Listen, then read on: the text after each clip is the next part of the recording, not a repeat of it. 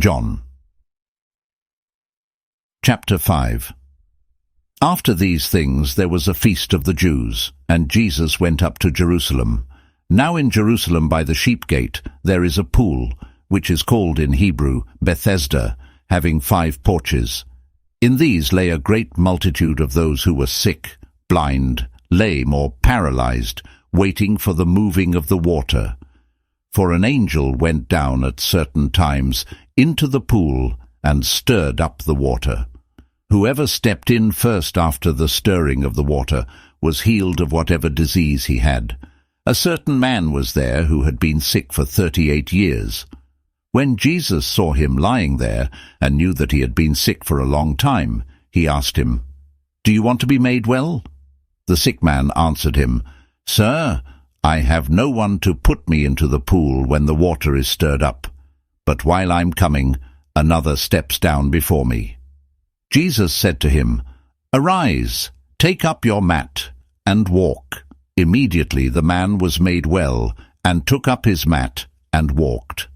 Now that day was a Sabbath, so the Jews said to him who was cured, "It is the Sabbath. It is not lawful for you to carry the mat."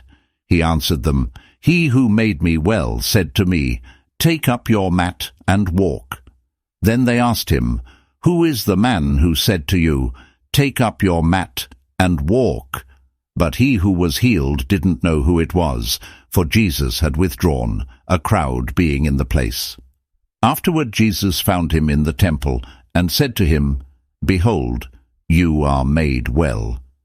Sin no more, so that nothing worse happens to you." The man went away and told the Jews that it was Jesus who had made him well.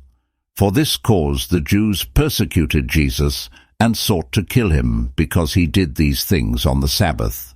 But Jesus answered them, "My Father is still working, so I am working too." For this cause therefore the Jews sought all the more to kill him, because he not only broke the Sabbath, but also called God his own Father, making himself equal with God. Jesus therefore answered them, "Most certainly, I tell you, the Son can do nothing of himself, but what he sees the Father doing. For whatever things he does, these the Son also does likewise. For the Father has affection for the Son, and shows him all things that he himself does. He will show him greater works than these, that you may marvel. For as the Father raises the dead, and gives them life, even so the Son also gives life to whom he desires. For the Father judges no one, but he has given all judgment to the Son, that all may honor the Son, even as they honor the Father. He who doesn't honor the Son doesn't honor the Father who sent him. Most certainly I tell you, he who hears my word and believes him who sent me has eternal life, and doesn't come into judgment, but has passed out of death into life. Most certainly I tell you, the hour comes, and now is, when the dead will hear the Son of God's voice, and those who hear will live. For, as the Father has life in himself, even so he gave to the Son also to have life in himself. He also gave him authority to execute judgment, because he is a Son of Man.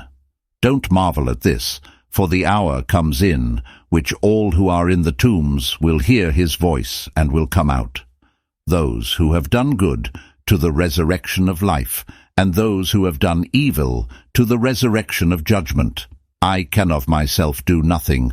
As I hear, I judge, and my judgment is righteous, because I don't seek my own will, but the will of my Father who sent me.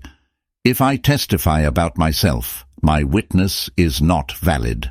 It is another who testifies about me. I know that the testimony which he testifies about me is true. You have sent to John, and he has testified to the truth.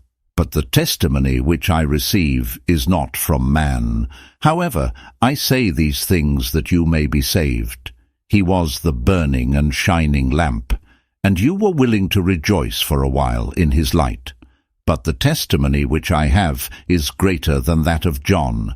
For the works which the Father gave me to accomplish, the very works that I do testify about me, that the Father has sent me.